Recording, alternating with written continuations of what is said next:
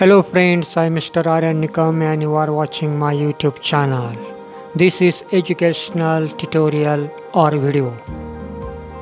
I request you to subscribe my channel and press the bell button so that you will get the quickest notification of newly uploaded videos. Today we are going to deal with the pro section 1.2 on Saying Please by A.G. Gardiner. A.G. Gardiner was an English journalist, editor of the newspaper and a literary writer. His writings teach the basic truths of life. In this lesson, the writer points out the importance of good manners, courtesy and behavior. Now let's deal with the icebreakers first and then we will go ahead. Icebreaker activity number 1. List the words of courtesy that we use in our daily life. Discuss them with your partner and explain the purpose of using each. म्हणजेच आपण आपल्या दैनंदिन जीवनामध्ये काही सौजन्यशील असे शब्द वापरतो किंवा सौजन्यदर्शक शब्द वापरतो, तर अशा शब्दांची आपल्याला या ठिकाणी यादी बनवायची. आपल्या सहकार्याशी चर्चा करून हे प्रत्येक सौजन्यदर्शक शब्द वापरण्यामागचा उद्देश किंवा हेतू या ठिकाणी आपल्याला स्पष्ट करायचा किंवा सांगायचा आहे. Now look at the answer. Words of courtesy word पाहिजे तिथे. First thank you, second please, third excuse me, 4 sorry, 5 hello, 6 you are welcome, 7 glad to meet you, 8 no mention, 9 how are you, 10 I am fine. These are the words. Generally, these words are used when we get something or we hurt someone or we want something or we permit someone or thanks for something. Icebreaker activity number 2. Listed below are a few characteristic traits of people. Some are positive traits while others are not. Stick the right ones you feel. Write the ones you feel are desirable. Characteristics of these words are given in 3 boxes. Let's deal with these words. These words are number 1. कॉनिविंग म्हणजे कानाडोळा करणे किंवा डोळेझाक करणे. Insensitive म्हणजे असंवेदनशील. स्लाय कावेबाज. Humorous म्हणजे विनोदी. नाईव म्हणजे साधाबोळा. बेनिव्होलेंट म्हणजे दयाळू किंवा भला मनुष्य. ॲग्रेसिव्ह म्हणजे आक्रमक. स्कीमिंग म्हणजे वाईट सूचना कारस्थानी. वाईज म्हणजे शहाणा. इगोइस्टिक म्हणजे अहंकारी. मॅनिप्युलेटिव्ह म्हणजे चालाक किंवा वस्ताद. रूड म्हणजे उद्धट. बोस्टफुल म्हणजे बडाई मारणारा. हंबल म्हणजे नम्र. सर्व्हिल म्हणजे चापलूस. टेरिटोरियल म्हणजे जरा आपण त्याला म्हणतो राखी. पॅट्रोनायझिंग म्हणजे आपण त्याला म्हणतो पालक स्वीकारणारा, पालकत्व स्वीकारणारा. जनरस म्हणजे उदार किंवा आपण त्याला दयाळू स्वभावाचा म्हणतो. चला आपण बघूया. The answer. Characteristic traits of people. Number 1 humorous, second benevolent, number 3 wise, number 4 humble, number 5 generous. These are the characteristic traits. Activity number 3. Etiquette and manners are very important for a person to live in the society. Read the following and put them in a proper columns. Number 1. म्हणजे शिष्टाचार आणि समाजात वागण्याची जी काही पद्धती आहे ती पद्धती समाजात राहणाऱ्या एखाद्या व्यक्तीकरिता फार महत्त्वाची असतात. तर पुढील वाक्य वाचा आणि योग्य आणि अयोग्य ती निवडायची आहेत आपल्याला. Number 1. To receive phone calls while you are in a lecture or class. Number 2. To knock before you enter your principal's office. Number 3. To thank the person who offers you tea or coffee. Number 4. To be polite and courteous to others. Number 5. To leave the classroom without the teacher's permission. Number 6. To occupy the seats reserved for ladies or physically challenged or elderly people on a bus or a train. Now let's find out the appropriate words. Sentences. Appropriate etiquettes and manners. Number 1. To knock before you enter your principal's office. Number 2. To thank the person who offers you tea or coffee. Number 3. To be polite and courteous to others. Inappropriate sentences. Number 1. To receive phone calls while you are in a lecture or class. Number 2. To leave the classroom without the teacher's permission. Number 3. To occupy the seats reserved for ladies or physically challenged or elderly people on a bus or train. These are the answers. Now let's get some information about the writer Alfred George Gardiner, who was born in the year 1865 and died in the year 1946. Was born at Chelmsford in Essex in 1865. He started his literary career as a journalist. At the age of 37, he was appointed editor of the Daily News, London. Under the pseudonym means pen name, Alpha of the Plough. He made regular contributions to the Daily News, the Manchester Evening News, etc. His essays are uniformly elegant, graceful, and humorous. The pillars of society, pebbles on the shore, many furrows and leaves in the wind are some of his best known writings. His uniqueness lies in the ability to teach the basic truths of life in an easy and amusing manner. He raised the question of morality in everyday life. In On Saying Please, he points out the value of good manners in social life and emphasizes the importance of courtesy and politeness in daily behavior. He shows how polite speech and manner sweeten the atmosphere around and how discourtesy and ill manners spoil or pollute it. This is the introduction about the writer. Now let's deal with the text on saying please. Friends, now let's deal with the text on saying please. म्हणजे please म्हणण्यावरून, म्हणजे हा एक शिष्टाचार आहे. Please म्हणणं तुम्हा सगळ्यांना ज्ञात आहे. The young liftman in a city office who through a passenger out of his lift the other morning and was fined for the offense was undoubtedly in the wrong. मित्र हो, शहरातल्या त्या ऑफिसमधील त्या दिवशी सकाळी लिफ्टमधील एका प्रवाशाला त्या लिफ्टमनने बाहेर काढलं आणि ह्या गुन्ह्यासाठी त्याच्यावरती दंड ठोठावला गेला. हे जर बघितलं तर त्या तरुण लिफ्टमनचं अनडाउटेडली म्हणजे निसंशयपणे चुकले होते. It was a question of please. आता प्रश्न होता प्लीज म्हणण्याचा किंवा कृपया म्हणण्याचा. The complainant entering the lift said top.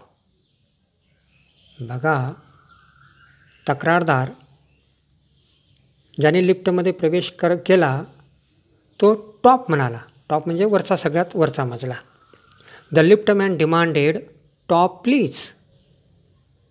आणि त्याचवेळी जो लिफ्टमन होता त्या लिफ्टचा तो म्हणाला की टॉप प्लीज म्हणजे कृपया वरच्या मजल्यावरती. And this concession being refused, he not only declined to comply with the instruction but hurled the passenger out of the lift. आणि त्या लिफ्टमनने अशी विनंती केली की टॉप प्लीज म्हणावं. आणि ह्या मागणीस त्या माणसाने, लिफ्टमधले शिरलेल्या माणसाने नकार दिल्याबद्दल त्याने त्या लिफ्टमनच्या सूचनांचं पालन करण्यासच नकार दिला असं नाही, तर त्याने नकार दिला. आणि साहजिकच नकार दिल्यामुळे त्या लिफ्टमनला राग आला असावा आणि त्याने त्या प्रवाशाला लिफ्टच्या बाहेर त्या ठिकाणी काढलं. जवळजवळ त्याला लिफ्टच्या बाहेर भिरकावलं असं आपल्याला या ठिकाणी दिसतं. This of course was carrying a comment on manner too far. आता शिष्टाचार किंवा आपण त्याला सभ्यता म्हणतो त्या वागणुकीची त्याने नक्कीच या ठिकाणी अवाजवी, प्रमाणापेक्षा अधिक अशी अपेक्षा केली होती. Discourtesy is not a legal offence. बघा, असभ्यता हा काही कायदेशीर गुन्हा होऊ शकत नाही, हा कायदेशीर गुन्हा नाही आहे. And does not excuse assault or battery. तसंच असभ्यतेमुळे एखाद्यावरती आपण प्राणघातक हल्ला करायचा किंवा त्याची मारपीट करायची याची सवलत या ठिकाणी मिळू शकत नाही, त्याचं समर्थन आपण करू शकत नाही. If a burglar breaks into my house and I knock him down the law will acquit me and if I am physically assaulted it will permit me to retaliate with reasonable violence. समजा जर माझ्या घरामध्ये चोर शिरला आणि त्याला मी मारलं तर कायदा मला निर्दोष ठरवेल. याचं कारण माझ्यावरती शारीरिक हल्ला झाला, तर स्वसंरक्षणाकरिता मारपीट करणं किंवा हिंसाचार करणं किंवा त्याला नॉकडाऊन करणं म्हणजे प्रतिकार करण्याची मला त्या ठिकाणी मुभा मिळेल. It does not sorry, it does this because the burglar and my assailant have broken quite definite commands of the law. प्रतिकार करण्याची मुभा मिळते कारण चोराने किंवा त्या लेकराने निश्चितपणे कायदेभंग केलेला असतो. But no legal system could attempt to legislate against bad manners. परंतु कोणतीही कायदेशीर यंत्रणा आपण त्याला म्हणूया ही आपल्या वाईट वर्तनाबद्दल कायदेशीर कार्यवाही करू शकत नाही. or could sanction the use of violence against something which is not itself recognized as a legally punishable offense. किंवा अशा गोष्टीच्या विरुद्ध हिंसाचारासाठी किंवा हिंसाचाराचा वापर करण्याकरिता त्या ठिकाणी मान्यता देऊ शकत नाही कारण कायदेशीरदृष्ट्या जर आपण विचार केला तर तो एक दंडनीय असा अपराध आहे. And our sympathy with the lift man, we must admit that the law is reasonable. बघा आपण बघितलं की कायदेशीरदृष्ट्या अपराध आहे असं ती यंत्रणा स्वतःच मानत नाही. परंतु जेव्हा लिफ्टमनबद्दल सहानुभूती बाळगून आपण हे मान्य केलं पाहिजे की कायदा हा रिजनेबल आहे, योग्य आहे. It could never do if we were at liberty to box people's ears because we did not like their behavior or the tone of their voices or the scowl on their faces. मित्र हो, बघा आपण एक गोष्ट मान्य केली पाहिजे की लोकांचं वर्तन आवडलं नाही किंवा त्यांचा आवाज, त्यांचे टोन आपल्याला आवडले नाही, त्यांचे व्हॉइसेस आपल्याला आवडले नाही किंवा आवाजाची पट्टी किंवा आवाज वाढला त्याची टोन आपल्याला आवडले नाही किंवा त्याच्या चेहऱ्यावरचं आपण त्याला नाराजी म्हणतो किंवा कपाळावरील लाड्या म्हणतो ते आपल्याला आवडल्या नाहीत. म्हणून आपल्याला त्याला टू बॉक्स करण्याची म्हणजे मारण्याची, टू बॉक्स म्हणजे मारण्याचं स्वातंत्र्य किंवा ठोसे लगावण्याचं स्वातंत्र्य आपल्याला मिळून चालणार नाही. Our fists would never be idle and the gutters of the city would run with blood all day. आणि जर असं झालं तर आपल्या मुठी वळायच्या आधीच थांबायच्या नाहीत. फिस्ट म्हणजे मूठ, थांबायच्या नाही. आणि आपले हात जर सतत उचलले गेलेत तर शहरातल्या गटारींमध्ये दिवसभर रक्ताचे पाठ वाहताना आपल्याला दिसतील. I may be as uncivil as I may please and the law will protect me against violent retaliation. बघा लेखक म्हणतो की मला वाटेल तसं अनसिव्हिल म्हणजे असभ्य वागेन किंवा हिंसक मार्गाने बदला घेण्यापासून कायदा माझं संरक्षण करेल. रिटायलेशन म्हणजे बदला घेणे. I may be haughty or boorish and there is no penalty to pay except the penalty of being written down all ill-mannered fellow. मी कितीही हॉटी म्हणजे गर्विष्ठपणे वागलो किंवा बुरिश म्हणजे अगदी रानटी गावंडळ किंवा आपण त्याला उद्धटपणा दाखविला तरी असभ्य वर्तन करणारा उद्धट माणूस असा शिक्का बसण्या व्यतिरिक्त अधिक दंड जो असतो तो आपल्याला सोसावा लागणार नाही. इल मॅनर्ड फेलो त्याला म्हटलेलं आहे. The law does not compel me to say please or to attune my voice to other people's sensibilities any more than it says that I shall not wax my moustache or dye my hair or wear ringlets down my back. मित्र हो, कायदा लेखक म्हणतो की मला please म्हणण्यासाठी भाग पाडू शकत नाही, किंवा मला तशी विनंती करायला पण, प्लीज म्हणण्याची विनंती करायला पण, कृपया म्हणायला पण, किंवा लोकांच्या ज्या भावना आहेत त्या समजून घेण्याची जबरदस्ती कायदा करत नाही.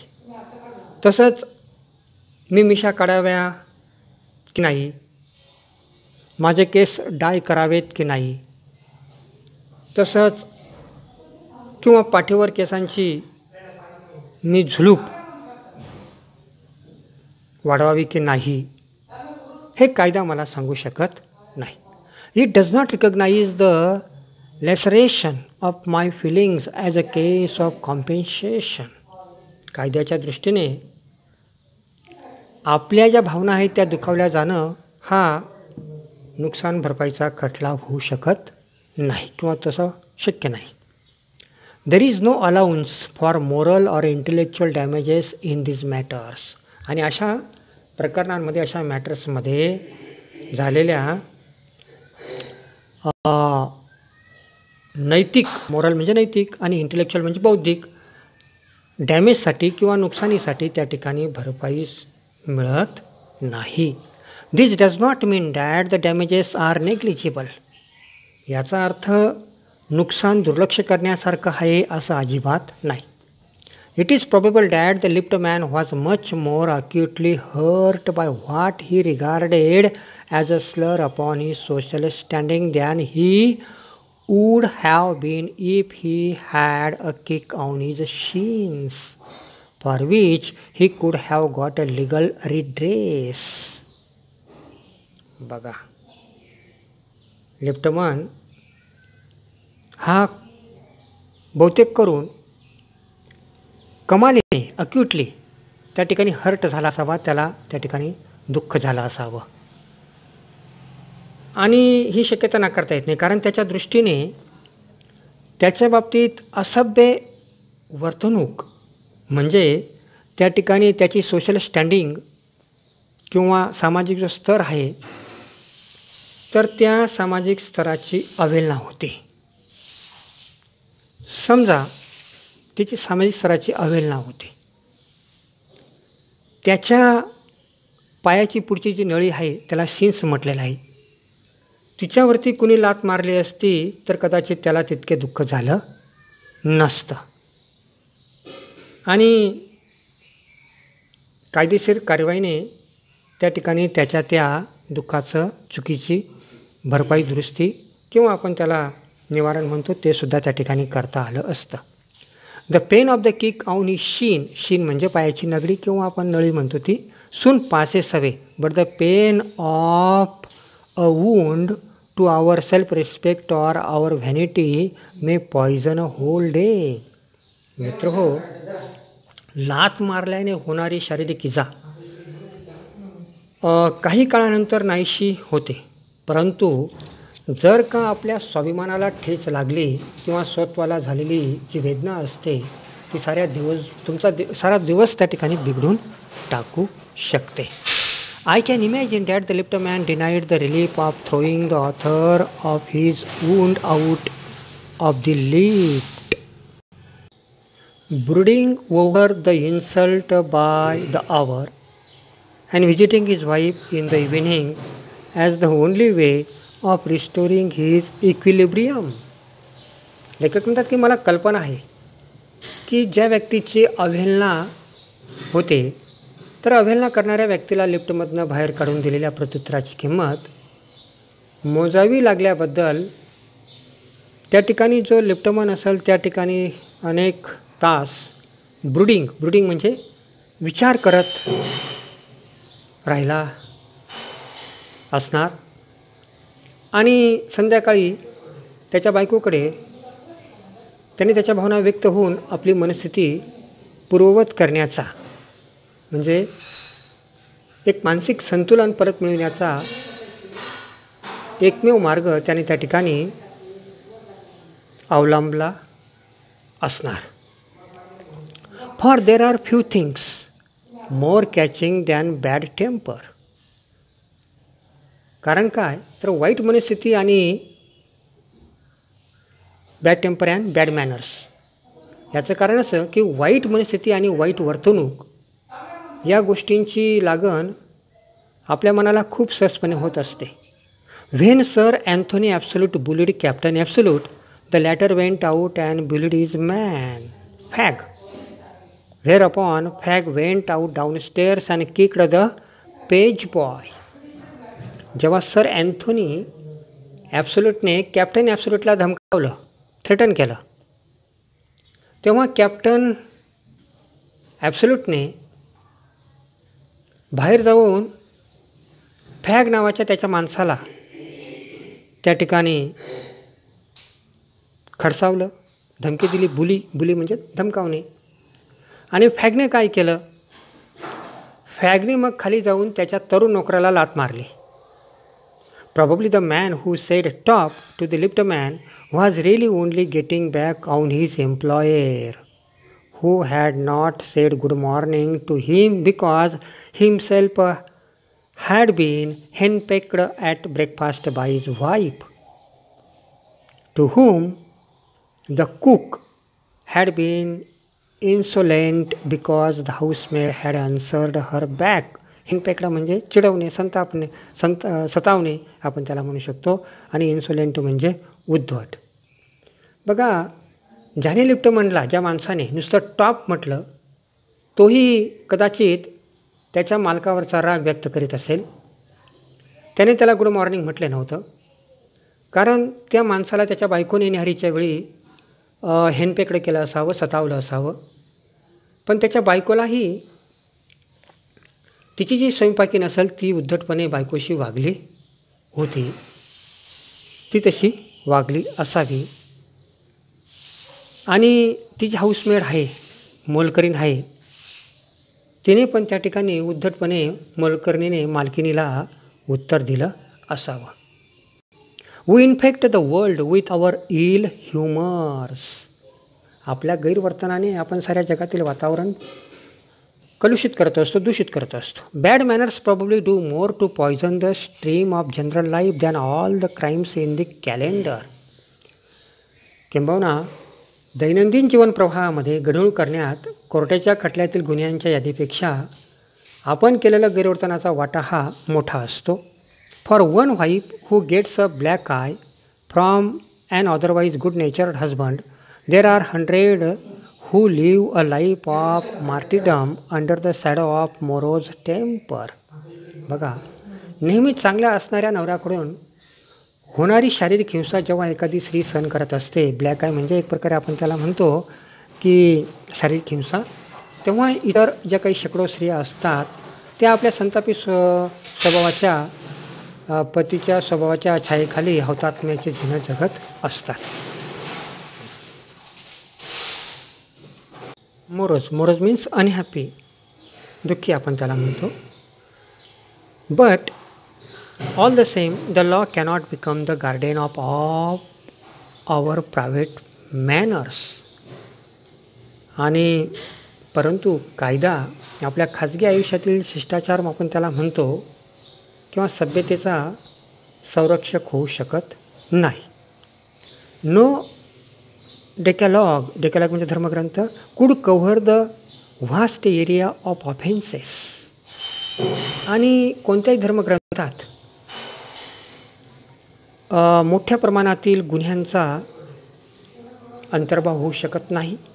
And no court could administer a law which govern our social civilities, our speech, the tilt of our eyebrows and all our moods and manners. आणि कोणतंही न्यायालय आपली सोशल सिव्हिलिटीज म्हणजे सामाजिक संस्कृती, आवर स्पीच म्हणजे आपली वाणी किंवा आपली भाषा, the tilt of our eyebrows किंवा आपलं दुर्वर्तन आपण त्याला म्हणतो, and all our moods and manners किंवा आपली मनस्थिती किंवा मॅनर्स म्हणजे शिष्टाचार, यांच्यावरती नियंत्रण ठेवेल असा कायदा आणू शकत नाही.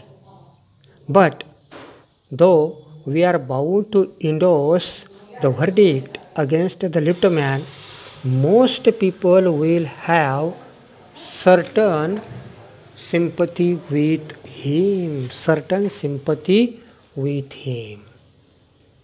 बघा, लिप्टोमेन विरुद्ध दिलेल्या निर्णयाचा समांतर करण्यास आपण जरी बांधील असलो तरी बहुतांशी लोक त्याच्याबद्दल मनात मात्र थोडी सहानुभूती त्यांना वाटत असेल. While it is true that there is no law that compel us to say please, पण आपल्याला विनंती करायला भाग पडणारा असा कोणताही कायदा अस्तित्वात नाही.